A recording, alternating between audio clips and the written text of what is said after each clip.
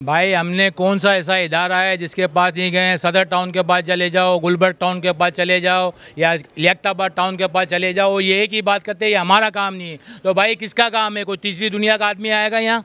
मुझे बताए पैसों की ये बात करें तो बोला हाँ आपका काम हो जाएगा। कराची हलीम वाले को लाख रुपए दे के ये लाइन दी गई है, ठीक है ना। मैं आपको सबूत के साथ दिखाता हूँ, कोई सुनने वाला नहीं है। मुइन नामी शख्स यहाँ बैठ के सुबह आते ही यहाँ चाय पीता है और लोगों को लेके, कुछ चंद अफराद को लेके यहाँ पर ये काम करता है और पैसों की बात करते हैं। आज भी हमारी औरतों से उसने बदतमीजी करी, हमारी औरतों को गालियाँ दी, हमारी औरतों को धक्का दिया गया।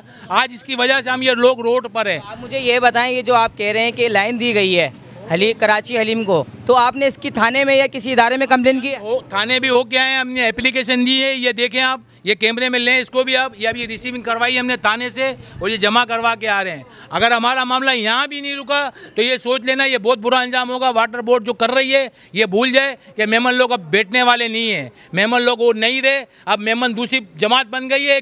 मेमन मुत्तहिदा कौमी मूवमेंट बनेगी इंशाअल्लाह, अल्लाह के हुक्म से।